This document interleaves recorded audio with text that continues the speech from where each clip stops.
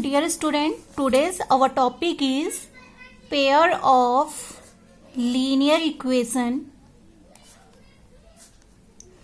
in two variable. Topic में जाने से पहले हम ये समझ लेते हैं लीनियर इक्वेशन क्या है, तब जाकर हम टू वेरिएबल का कॉन्सेप्ट देखेंगे. ठीक है, तो लीनियर इक्वेशन आपने जो पॉलिनोमियल की स्टडी की होगी तो देखा होगा कि linear equation a polynomial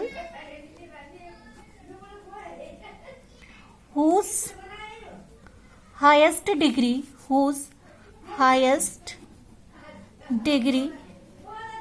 degree को समझते हो ना बच्चों, जिसे हम पावर भी बोलते हैं. ठीक है, power is 1 is called linear equation. That means an equation whose highest degree of polynomial या whose highest degree of variable is 1. ठीक है, ऐसी इक्वेशन जिसमें वेरिएबल की हाईएस्ट डिग्री क्या होती है, 1 होती है, वो आपका लीनियर इक्वेशन कहलाता है. ठीक है, तो जैसे मैं यहाँ पर कुछ एग्जांपल्स लिखूंगी, ये भी लीनियर इक्वेशन है क्योंकि यहाँ पर वेरिएबल है, वेरिएबल x है और इसकी हाईएस्ट डिग्री कितनी दिख रही है, 1 दिख रही है. मतलब कोई अगर नंबर नहीं दिख रहा है तो दैट मीन्स कि पावर इसकी 1 है. तो ये भी आपकी लीनियर इक्वेशन है. x plus y 2x plus y plus 3 equal to 0. यहाँ पर भी आपको टू वेरिएबल्स दिख रहे होंगे, बाकी नंबर है. नंबर के अलावा जो दिख रहा है x और y बोथ आर वेरिएबल्स, और दोनों की अगर आप डिग्री की बात करें तो डिग्री कितनी है, 1 1 है. तो these are also linear equation. ठीक है, तो ऐसे ही आप कई लीनियर इक्वेशंस को फॉर्म कर सकते हैं. 2x plus 3y plus z plus 5 equal to 0. यहाँ पर भी आप चेक कर रहे हैं कि यहाँ पर भी वेरिएबल्स कितने हैं, x, y और z. अगर इनकी पावर्स देखें तो सबकी पावर्स क्या है, 1 1 है. तो ये भी लीनियर इक्वेशन है. ठीक है, क्योंकि इनकी हाईएस्ट डिग्री क्या है, 1 है. तो आई होप लीनियर इक्वेशन का कॉन्सेप्ट क्लियर हो गया. लीनियर इक्वेशन का मतलब होता है कि जब वेरिएबल्स की हाईएस्ट डिग्री 1 होती है तो वो इक्वेशन या वो पॉलिनोमियल आपकी लीनियर इक्वेशन कहलाती है. सेकंड है कि टू वेरिएबल जो हमारे इक्वेशन का पार्ट है, हमारे आज के चैप्टर का पार्ट. तो लीनियर इक्वेशन यहाँ पर देखो, यहाँ पर ये लीनियर इक्वेशन है. कितने वेरिएबल्स हैं यहाँ पर, 1 वेरिएबल्स है. ठीक है, क्योंकि वेरिएबल्स 1 है. यहाँ पर वेरिएबल्स कितने दिख रहे हैं, 2 दिख रहे हैं. तो हम इसको बोलेंगे लीनियर इक्वेशन इन 2 वेरिएबल. चौथा है, अब थर्ड इक्वेशन है आपकी linear equation but in 3 variables. तो हमने ना तो इसको स्टडी करना है ना इसको स्टडी करना है. हमारा पार्ट क्या है, लीनियर इक्वेशन इन 2 वेरिएबल्स. ठीक है बच्चों, तब जाकर पेयर पर आएंगे. मतलब ऐसे इक्वेशन जिसमें 2 वेरिएबल्स होंगे और हाईएस्ट डिग्री 1 होगी. तो इस तरह की होगी 3x plus 3y plus 4 something. मैं कुछ एग्जांपल्स दे रही हूं.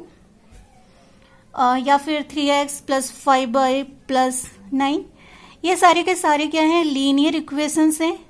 ठीक है, अब हम स्टैंडर्ड फॉर्म की बात करते हैं. हमें पता है कि लीनियर इक्वेशन में क्या होंगे, 2 वेरिएबल्स होंगे ही होंगे और दोनों की हाईएस्ट डिग्री कितनी होगी, 1 1 होगी.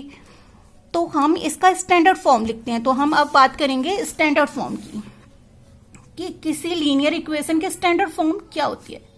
स्टैंडर्ड फॉर्म, तो किसी भी linear equation in 2 variables, that means कि उसमें 2 वेरिएबल्स होंगे x और y.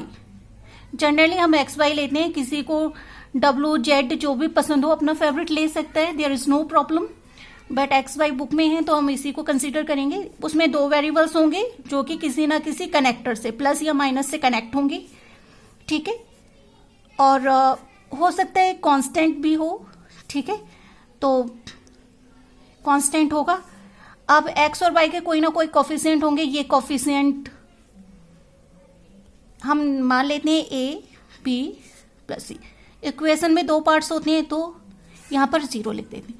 तो कोई भी लीनियर इक्वेशन इस फॉर्म में होगी, ax plus b y plus c equal to 0.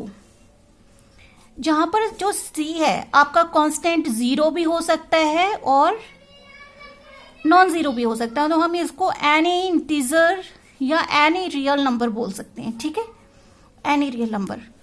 But ए और बी कैसे होने चाहिए, ए एंड बी ये होने चाहिए नॉन जीरो। अब नॉन जीरो क्यों होने चाहिए बच्चों, अगर ए जीरो हो गया मतलब एक्स का कोफिशिएंट जीरो हो गया तो क्या बचेगा, केवल बाई बचेगा। तो आपकी ये लीनियर इक्वेशन कितने वेरिएबल्स में बन जाएगी, 1 वेरिएबल्स में, ठीक है। अगर बी जीरो हो गया, डिड नॉट जीरो क्यों लिख रही हूं मैं, उसका कॉन्सेप्ट समझ लो। अगर बी को मैं जीरो कर देती हूँ तो केवल एक्स बचेगा, तो आपकी लीनियर इक्वेशन किस में बन जाएगी, 1 वेरिएबल्स में। इसलिए ए और बी दैट मीन्स एक्स और वाई के कोफिशिएंट का नॉन जीरो होना जरूरी है। कांस्टेंट टर्म आपका जीरो हो या नॉन जीरो हो चलेगा। तो I think standard form of linear equations आपको समझ में आ गई होगी, वो होगी आपकी a x plus b y plus c equal to zero. मतलब एक्स भी होगा, वाई भी होगा और एक्स और वाई की कोई ना कोई कोफिशिएंट होंगे प्लस सी कांस्टेंट टर्म होगा, ठीक है। अब ये है standard form of linear equation. But हमारा टॉपिक क्या है, pair of linear equation. Pair का मतलब तो आप लोग सभी समझते होंगे, पेयर मतलब जोड़ा। तो हमें स्टडी करनी है पेयर ऑफ लीनियर इक्वेशन की, जो हमारा मेन टॉपिक है, pair of linear equation in 2 variable, ठीक है प्यारे बच्चों। मतलब 2 लीनियर इक्वेशंस होंगी, तो भाई लीनियर इक्वेशंस की फॉर्म तो ए एक्स बी वाई प्लस सी के फॉर्म में होगी। अब 2 की बात कर रहे हैं तो दूसरी भी ऐसी ही बनेगी। बट अगर हम सब में एबीसी लिखेंगे तो ये 2 कहां हुई, ये तो सिंगल ही एक हो गई, है ना बच्चों। तो हम क्या करेंगे, इनको नोटेशन दे देंगे, P1 C1। जब 2 होती है तो ऐसे A1 A2 करके नंबरिंग दे देते हैं, B2 C2। ये हो गई आपकी pair of linear equation in 2 variables, जो हमारा टॉपिक है, ठीक है। तो आई होप आपको पेयर ऑफ लीनियर इक्वेशन का कॉन्सेप्ट समझ में आ गया होगा।